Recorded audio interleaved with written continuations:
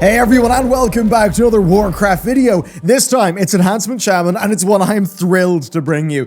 I truly think this spec has went in a better direction. It feels so good to say that. I think you're going to really enjoy this video. And we've been able to do these more in-depth previews, the longer videos, so early on because we've doubled the team from just being me to 2 of us playing through, which means that we actually do a whole bunch of playthroughs each, then we meet, hash things out, get the video going. And that's only possible because of the help of our patrons, who this month get a big old stack of loot straight from our game team to their inbox. Seriously, thanks for making this happen, patrons. You guys have enabled these videos to be way better, way more in-depth, and I'm sure that all the viewers thank you for it. With that, let's get into the Enhancement Shaman. Let's begin with the core of this spec. So, your Maelstrom bar is gone. Yes, gone. Enhancement is no longer a builder, spender resource spec. Instead, it's all cooldown based. Blizzard had always struggled with resource generation on this one, especially in BFA, where you were often so flooded with resources that it just felt bad to play, right? Spending those resources just did not feel good. Wind Fury then compounded in this being hard to balance, just making it a little bit of a problem spec. Well, enter Shadowlands. That Maelstrom bar is gone, and it's all cooldowns. Your spells will be familiar enough though, right? You've got Rockbiter, Flame Shock, Storm Strike, Lava Lash, Crash Lightning. So what's changed, right? Well, the new core gameplay is that it's not a builder spender, so Rockbiter is now just filler, not builder. You will, of course, still want to use Storm Strike and Lava Lash on cooldown, and of course that's with all the proc madness that you will have come to expect from Storm Strike. So what, that's it, right? You just keep your stuff in cooldown. Where's Flame Tongue? Where's the other stuff? Well, Flame Tongue and now Wind Fury weapon enchants are back, and they last for an hour. Wind Fury going in your main hand, and then Flame Tongue on your offhand. Wind Fury, of course, gives your auto attacks a chance to strike more times, and this brings me to really the big new mechanic that gives flavor to this class, or this spec, and that is Maelstrom Weapon. So, physical hits can generate a charge of Maelstrom Weapon. This does include your Wind Furies. Each charge decreases the cast time of your next spell by 20%, and it caps at 5 stacks, which of course gives you an instant cast. Now, something you might not realize instantly is this actually means that Lightning Bolt and Chain Lightning are not filler spells. Why? Well, that's because Maelstrom Weapon charges are built from your auto attacks and the Wind Furies that come from those autos. And of course, that means that, you know, if you're casting a spell that's instant, that's great. But if you're hard casting a spell, then you're not autoing. Autoing gives you those Maelstrom Weapons and a whole bunch of damage, so that's kind of how this works. Right now in Alpha, also Wind Fury Totem doesn't actually work, and that means you're actually playing with less Wind Furies going on, which does mean less Maelstrom Weapon charges than you'd normally get. So once this hits live, or, you know, it just is fixed on the Alpha, it will actually feel a good little bit faster. So basically, by default, when you get 5 stacks of Maelstrom Weapon, what do you do? Well, if you're in single target, bam, Lightning Bolt. Or if you're in AoE, Chain Lightning. But talents play with that all quite satisfyingly indeed, and that's something we'll talk about soon.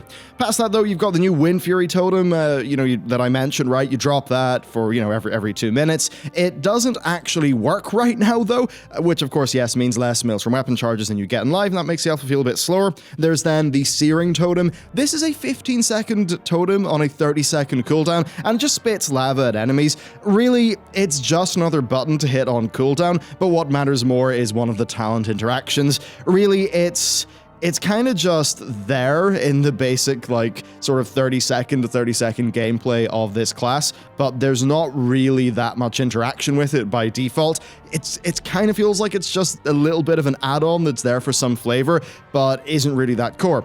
That said, talents do change that up a bit. So with that, let's just talk about the talents. These are actually quite important here. Elemental Blast, a pretty cool spell in my book. That is now an enhancement spell as well.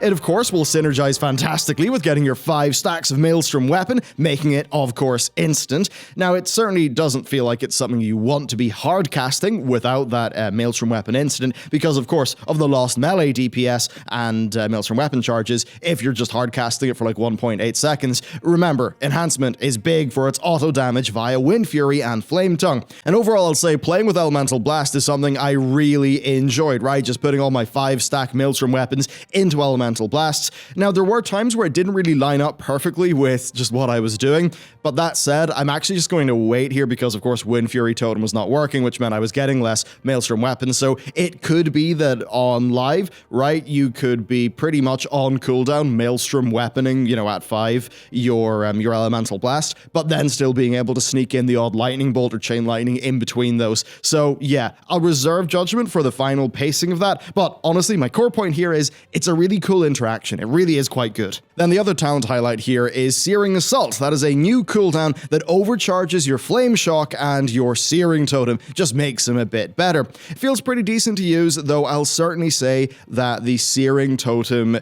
I mean, it does feel like a bit of an inconsequential bolt onto the spec without this talent. Now, on that row, you've also got Overcharge, which instantly gives you 5 stacks of Maelstrom weapon. Okay, so let's do some thinking here. This means that it synergizes great with Elemental Blast. So you could use Stormkeeper, which will then give you 2 super powerful lightnings. Then you could pop Overpower. Then you could get your instant Elemental Blast, and then pop your 2 super powerful instant Stormkeepered lightnings, which would be really satisfying to do indeed.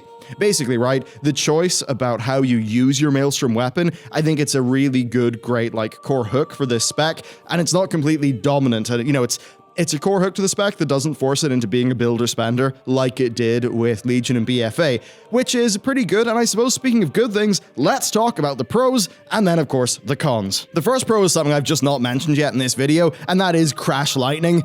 Oh, it's so good. When you hit 2 or more targets with it, then it adds a cleave enchantment to your Lava Lash and your Storm Strike. And this is just so much fun in AoE, but then even in light target cleave, like, it's a nice way to increase your damage, and it also means that good shamans can use that to get a bit of a higher uptime, and they'll do pretty well. And look, basically, I loved how this played in Legion and BFA. In those expansions, it was the high point of this spec for me, and I'm really glad that it's still here in Shadowlands. Now, of course, enhanced by the spec, generally, in my view, being better in most other regards. Then next on that, well, the general flow feels pretty good.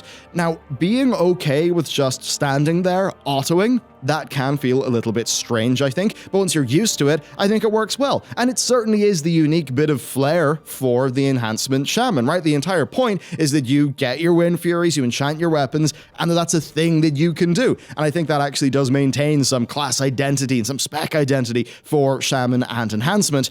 Then also, by the way, the Lava Lash cooldown reset talent, playing with that, an Elemental Blast, and then all my Storm Strikes going off, that just led to crazy proc madness. It might be a little bit silly, but honestly, it was kind of fun. Past that though, there's also the unpruning to mention here. So you get your baseline Earth Elemental, right? Then you get your Healing Stream Totem baseline, and just generally, you've got useful totems all around the place. Now, that actually is great for the Shaman class fantasy, and it makes it feel like, you know, you're not just a lightning and fire-driven warrior.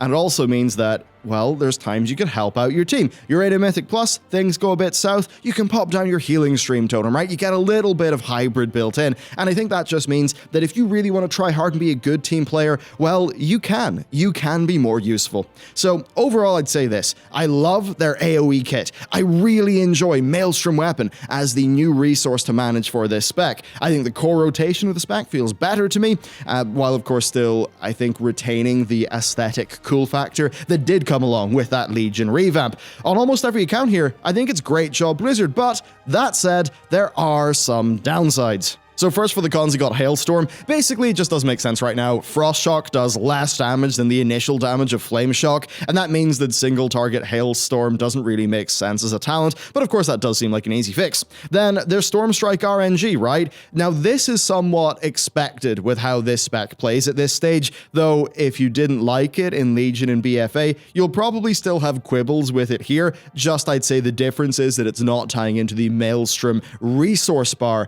that we had in the past. I'd certainly be interested though to hear what lifelong shamans would actually think about this particular aspect of the spec. And personally, yeah, I'd say that It can be a little bit annoying, it can be fun sometimes, but it's not as annoying as when it was paired with that builder spender resource bar in Legion and BFA. And then there is one other thing that I want to mention here, and that's the global cooldown. So this is a spec that's got quite a lot of things that it can do, and a decent few of those are buffs, especially if you talent around that area. So there are times where, you know, if I'm using, say, the Searing Strike, which honestly, Searing Strike does feel like you are using a offensive cooldown, not really an attack because of what the core of that ability is. But like if you just placed, you know, your Searing Totem, and then you do the Searing Strike, and then maybe you want to do your Carrion Totem or something, there are so many either offensive buffs or things that you do, like placing a totem, that are on the global cooldown, that it really just does slow down this spec in sometimes. And I think that is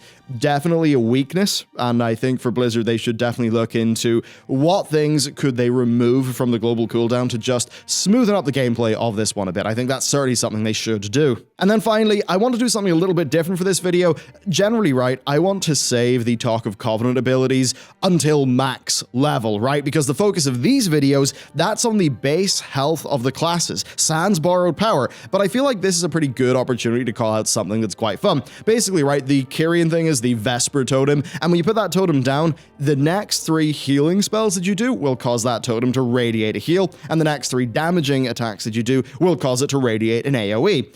And what I'd say here is it's a pretty fun cooldown because you set it up, right? Maybe you're setting up for a DPS situation, and yeah, you can get a lot of damage, right? It's that sort of thing of you set the totem up, you set it up in the right place, you then do your attacks, the totem does its thing. That's inherently satisfying. But then I like how it also comes with some utility as well. So good players will be able to use this totem for more reasons. And just overall, yeah, I think it's a really nice design for a totem. But that said, if you are playing with the Vesper totem, then the global cooldown related issue does kind of come in. And it's really when I had like 3 or 4 back-to-back GCDs, that stuff didn't really seem to feel that good. And when I say back-to-back GCDs, I'm really referring to the ones that are not on like my core attacks, right? My core kit. So there you go. Overall, there are a few little quibbles, but I've got to say I'm really happy with the Enhancement Shaman. I think it is quite a bit better than it was in Legion, and, well, I mean, extremely better than BFA. I did not enjoy BFA,